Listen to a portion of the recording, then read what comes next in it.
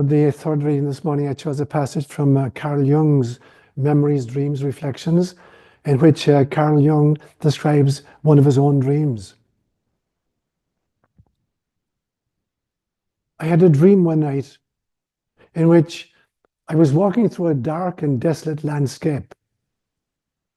It was as though I were on a journey to some distant, unknown place. The landscape was barren and cold, and I had a sense of being very much alone.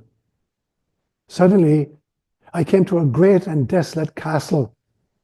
The castle was built of grey stone, and it had a sense of ancient, forgotten grandeur. As I approached, I saw that there was a large door standing open, and I felt drawn to enter. Inside, the atmosphere was dark and oppressive, and there was a strange, unsettling silence. I walked through the hallways and came to a room where I found an old man sitting in a chair. His face was covered with a deep, thoughtful expression, and he looked at me with eyes that seemed to see through me. I felt a deep sense of recognition, though I had never seen him before. He beckoned me to sit down, and I did so. The old man spoke. "You have come far in your search, but you are still not where you need to be. The journey is not yet over. You must continue." I woke up, and then with the feeling that something important had been conveyed to me, though I could not yet grasp its full meaning. These are words inspired by God. So as you know by now, the theme I've chosen for March is the wisdom in dreams and in visions.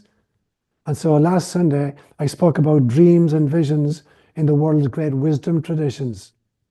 And today, I want to focus on what I'm going to call the psycho-spirituality of dreams and visions. Then next Sunday, God willing, I'll do a recap of those two themes, and I'll do a Q&A. March 23rd is the community mass, and then on March 30th, I'm going to share some of my own dreams and visions, since I've been recording dreams since 1979. So today I want to focus then on the psycho-spirituality of dreams and visions. So let me begin with Freud, Sigmund Freud. In a famous book where he wrote Dreams as the Royal Road to the Unconscious, Freud believed that dreams were like a direct window into the unconscious mind, revealing hidden desires and repressed thoughts.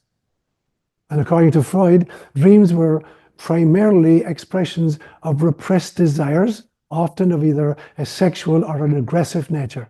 So it's basically dreams are revealing what has been repressed in waking consciousness. So he argued that dreams are a kind of a form of wish fulfillment, where the unconscious desires that cannot be expressed in waking life because of social and moral constraints, they're fulfilled in the dream world. And then the symbolism for Freud was, the content of the dreams is often disguised using symbols as a mask for repressed thoughts and repressed desires. And he developed a system, a technique called dream analysis to try to decode the symbolic meanings of dreams. And he talked about two forms. He talked about the manifest content and the latent content. So the manifest content is what you directly experience in the dream itself. And then the latent content is the hidden meaning behind the dream. And he spoke about the importance that the role of the id in Freud's framework. Dreams were driven by the id. And the id is the unconscious part of the psyche that seeks immediate gratification of desires. And then is counterbalanced by the ego. And the ego is kind of the conscious, rational part of the mind that tries to suppress these desires. So dreams serve as a way to kind of safely express them. So it's this tug of war between the id and the ego as far as Freud is concerned. But that basically dreams are a way of experiencing and letting go, having immediate gratification for our desires of all kinds. Carl Jung was a student of Freud's for some period of time and then had a very significant breakup. Because for Jung, dreams are a source of insight. Unlike Freud, Jung did not see dreams as merely expressions of repressed desires. Rather, for Jung, dreams were a means of kind of psychological integration and self-awareness, providing valuable insights into both personal and the collective unconscious. So Freud had talked about the unconscious. Jung went on to talk about what he called the collective unconscious, not just the personal unconscious, but an expanded collective unconscious. He believed that there's a shared inherited part of the unconscious mind that contains universal symbols and archetypes, so that when we're dreaming, we don't just have access to our own personal unconscious, our own personal material, but that we have access to the collective itself, to that the entire human race, that there are universal symbols and archetypes that we can meet in our dreams. Like the hero archetype or the shadow archetype, or like the reading this morning, the wise old man archetype. And so for Jung then, dreams could tap into this collective unconscious, offering deeper connections to universal human experiences. So you're not just dipping into your own personal past, things that you've experienced as an individual person, but rather, in some senses, it's like you have access to what Hinduism would call the Akashic records. And then for Jung, the archetypes and the symbols in the dream, which Freud emphasized were sexual and aggressive symbolism, Jung believed that dream symbols often represented archetypes from the collective unconscious. For example, a dream featuring a wise old man symbolized wisdom or guidance, or a shadow figure represented the repressed aspects of the self. So for Jung then, dreams were primarily about self-realization and what he called individuation. So Jung believed that dreams was a tool for this process of individuation, which is the process of integrating different parts of the unconscious mind into the conscious self. So it was a journey toward wholeness. So in Jung's model then, dreams were kind of a means for the psyche to achieve balance and wholeness, allowing the dreamer to better understand themselves and their place in the world. So they were the two great denizens. I want to talk then for a few minutes about the notion of lucid dreaming. Lucid dreaming is where you become aware while you're dreaming that you are dreaming. And there was a well-known psychologist, he was based actually in Stanford, called Stephen LaBerge. And he made significant contributions to the study of lucid dreaming. And lucid dreaming then is the phenomenon where you become aware that you are dreaming while you are dreaming. And in fact, that because you become aware that you're actually dreaming, you have some measure of control of the events that happen in the dream. And what he managed to do, he managed to give scientific validation of lucid dreaming. Before LaBerge, people felt like that dreams were lucid dreaming was basically anecdotal, that people believed that they were lucid, but that they actually weren't. He was able to prove scientifically that it was verifiable that people could actually be aware in a dream that they were dreaming. He set up a system in his laboratory of eye signals with the person who was asleep, so that the person could indicate while they're dreaming, and while they're aware that they're lucidly dreaming, they could give eye signals to the scientists studying what was happening. So for him then, his research into lucid dreaming also contributed to broader theories about consciousness itself. He argued that lucid dreaming provides a unique opportunity to explore consciousness because it involves awareness within the dream state, a state which was normally considered unconscious or automatic. And so this made lucid dreaming a valuable subject for studying the boundaries and the nature of consciousness itself. So it was a huge breakthrough from Stephen LaBerge. And he created some kinds of techniques to help people learn how to dream lucidly. And so I'm just going to mention one or two of them. The first one, he called it reality testing. And this was the realization, it's regularly questioning yourself throughout the day, asking myself, am I dreaming or am I awake right now? Now, I actually believe that we live within nested dreams. I've said to you many, many times that I believe that life is a dream that the ego is having, and that the ego is a dream that the soul is having, and that the soul is a dream that spirit is having, and that spirit is a dream that source is having. So as far as I'm concerned, we live within nested dreams. So when I take this, asking myself regularly throughout the day, am I dreaming or am I awake? What I'm actually asking myself is, so I tweak his test and I say, in what stage of dreaming am I in? Am I in the ego state? Am I in the soul state or in the source state? But it's a trick for learning how to dream lucidly. During the day, just stop yourself and say, am I dreaming now? Or am I actually awake right now?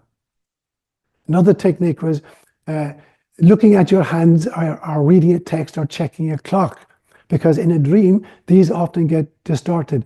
It's actually very difficult to see your hands when you're actually dreaming, or to check a clock when you're dreaming. And so one of the techniques is, if you can look at your hands while you're dreaming, or check a clock and see what's happening, you can figure out very, very quickly, oh, I'm actually dreaming. Another technique he had was a bedtime practice where he would say to himself, next time I'm dreaming, I will realize I'm dreaming. So you're trying to program the unconscious mind to say that when I actually have the next dream, I'm going to realize that I am dreaming. And another technique, which goes back beyond that even, is that setting your alarm clock for, after you slept for like 3 or 4 hours, to set your alarm clock to wake you up. And then wake up for a brief period, and then go back to sleep with the intention of having a lucid dream. Because the theory is that REM sleep, rapid eye movement sleep, is much more intense and much longer in the latter part of the night, and thus increasing the chances of a lucid dream. So these were some of the techniques. He also pointed out, and there was some research done, what's the connection between lucid dreaming and mental health? And he found out that actually lucid dreaming has huge potential therapeutic uses. So people who are having regular nightmares, for instance, if you're subject to regular nightmares and you learn how to dream lucidly, then you can actually change the content of the recurring nightmare.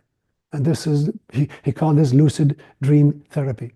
So if you're having regular nightmares and you learn how to dream lucidly and you realize this is a dream, it's a nightmare, but it's actually a dream, and therefore I can take control of the content and the progress of it. It's also a kind of a form of emotional processing. So you can use lucid dreaming to process your emotions or confront your fears or to overcome anxiety or phobias in a controlled dream environment. So it has extraordinary therapeutic opportunities. And then it has brilliant kind of creative problem-solving abilities. So lucid dreaming is sometimes used as a tool for creativity, because the dream state is less constrained by the limitations of waking life. It can serve as a source of inspiration for solving problems and generating new ideas. And I personally have used this quite a lot. You know, I seed my dreams before I go to bed at night, and I'll pose a question that I want answers to. And then I'll wake up typically after 3 or 4 hours of sleep, go to my office and write down the insights I've had, or the one-liner kind of dreams I came up with. What happens then when somebody is subjected to dream deprivation? So during World War II, they did experimentation on American soldiers, where they would take them into dream laboratories, you know, and rig them up to machines so they could know exactly when somebody was in the dream state. And over the course of the night, they had 2 different groups. I'm going to call it Group A and Group B. So for Group A, they would allow them to dream, and at the end of every dream, they'd wake them up and keep them awake for a period of time, and then let them go back to sleep again, let them sleep soundly until they started dreaming, and then, you know, let them finish the dream and then wake them up again. So at the end of the night, they were allowed to dream as much as they wanted to. The other group, when they started the dream, they'd be woken up at the beginning of the dream, so they couldn't actually dream. And then they'd be allowed to go back to sleep, and to sleep soundly, but as soon as they started dreaming, they'd wake them up again. So at the end of the night, each group got the same amount of sleep time, but one group was denied dream time. And what they found out was, after about 5 or 6 days, the people who were denied the dreaming were hallucinating during the day. So dream deprivation has significant psychological, cognitive, and emotional effects, even physiological effects. Because dreaming primarily occurs during the REM sleep, the rapid eye movement phase of sleep. So much of the research has focused on the impact of disrupting or depriving this stage. So here are some of the findings. There's a huge cognitive impact if you're not allowed to dream. So memory and learning depend on REM sleep. They play a crucial role in memory consolidation. And so studies have shown that REM sleep deprivation can negatively impact both learning new stuff and recalling previously learned information. Also, deprivation of REM sleep can lead to increased distractibility, slow reaction times, and difficulty concentrating. And particularly cognitive functions that require mental flexibility, such as problem solving and decision making, are also significantly impaired. And then there's emotional and psychological impact. So chronic dream deprivation has been linked to an increased risk of depression and anxiety and irritability. It also can it is problematic with stress and coping. Studies have found that individuals deprived of REM sleep are less able to handle stress. And then there are even physiological effects. Sleep deprivation in general, but particularly dream deprivation, is linked to weakened immune system, increased inflammation, and a higher risk of cardiovascular issues. And then finally, there are psychotic symptoms, as I mentioned. So in extreme cases, dream deprivation can lead to symptoms of psychosis. So some studies have found that long-term REM sleep deprivation, both in animals and in humans, can result in both visual and auditory hallucinations and delusional thinking. So that's what the science has to say about the importance of dreaming, lucid dreaming particularly, and the deprivation of dreams. So I'm going to talk for a few minutes now about my own personal insights into dreams, the importance of dreams and dreams I've had myself. So I asked one time of my dreams, can you give me a definition of consciousness? Because in the literature, it's actually really, really difficult to kind of define what consciousness is. I've never found a definition of consciousness. But I got one in my dreams. I asked my dreams, give me a definition of consciousness. And the answer I got in my dream was, consciousness is source-saturated self-awareness. That consciousness is source-saturated self-awareness. So in some sense, when I say source-saturated, I mean kind of saturated by the divine, self-awareness saturated by the divine itself. And that for me is how I would define consciousness. So I'm going to just share a few one-liners that came to me in my own dreams to kind of finish up this section. So one of the insights I got was, I woke up and wrote this down, and it said, the real question is not how much consciousness, if any, survives death, but rather how much consciousness survives birth. So that's the big issue for me. How much consciousness actually survives birth? I'm totally convinced that consciousness completely survives death, but how much actually survives birth? Because by being birthed, we're downsizing our intelligence and our ability to connect with Source itself.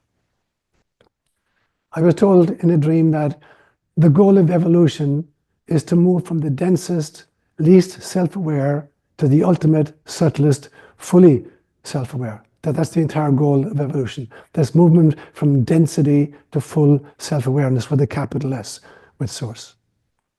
Now, where Carl Jung said one time that archetypes are the symbols of the collective unconscious of the species, in a dream I was told that there are things which are called super archetypes, which are symbols of the collective unconscious of the cosmos itself.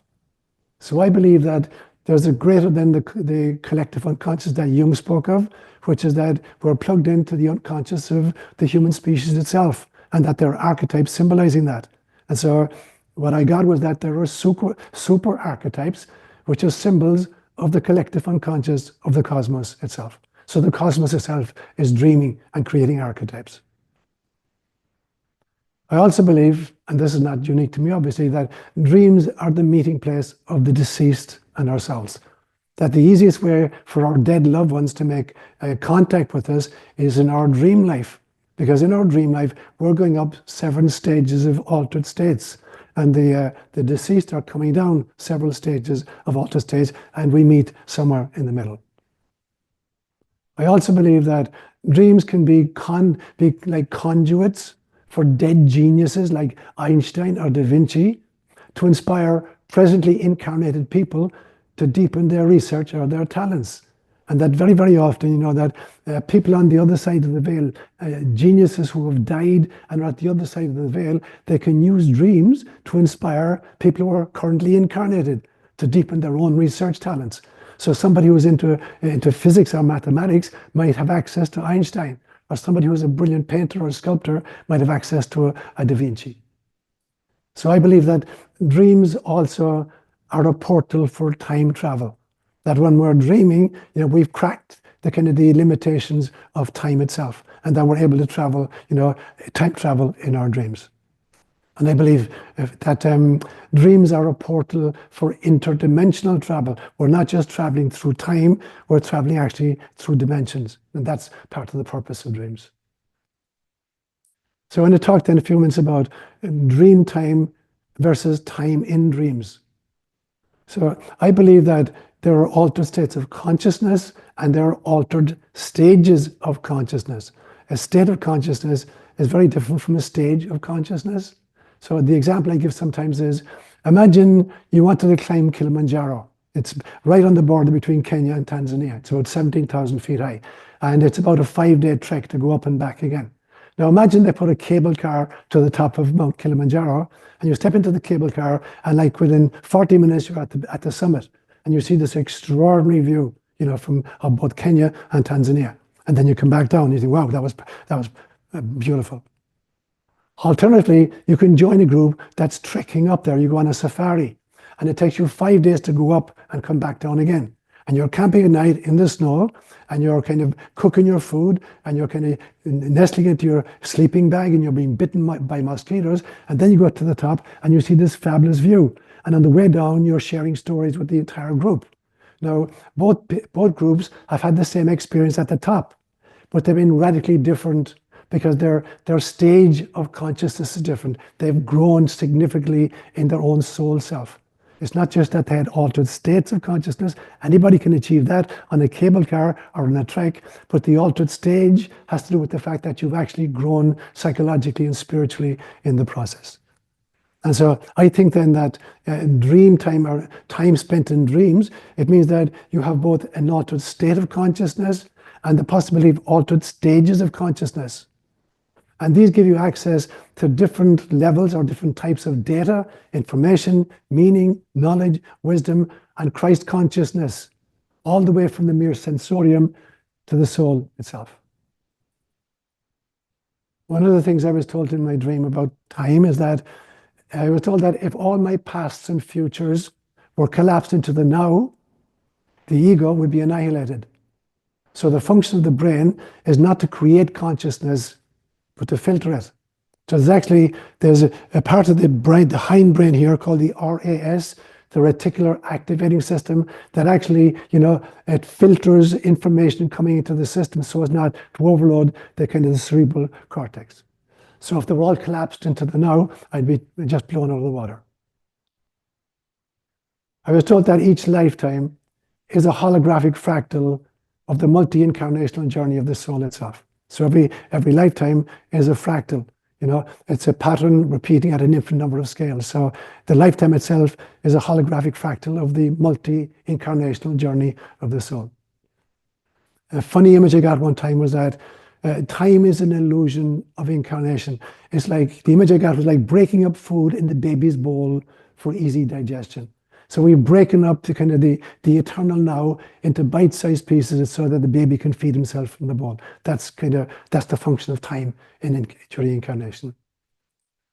So then, time is not a measure of reality, but a sign of the limitations of the processing intelligence. That's what time is actually doing. I was told that the Akashic records are an infinite series of organically evolving clusters generated by the experiences of beings at every level of reality in and out of time. That's what the Akashic records are. And that the morphogenetic field that Rupert Sheldrake spoke about is a species-specific subset of the Akashic records, so that each species has a chunk of the Akashic records necessary in order to kind of develop, as a field mouse or as an oak tree or as a human being. Now, it was interesting. I recently came across a statement by Meister Eckhart where he said, time is the ultimate barrier to the experience of God. Time is the ultimate barrier to the experience of God. So in conclusion, I would say this, that as I'm speaking about dreams during this month, I believe that every story is a story of Pentecost, that all of us are meant to be visionaries and prophets who are meant to dream dreams and envision visions for our world and for our times. So without spirituality, then, life is merely a freezer in which we strive to keep the meat of incarnation from spoiling. That was a recent download I got. Without spirituality, life, incarnated life, is merely a freezer in which we are attempting to keep the meat of incarnation from spoiling. Finally, I was told that the purpose of life is to set God free from our projections so that God can set us free from our illusions. Namaste, my brothers and sisters.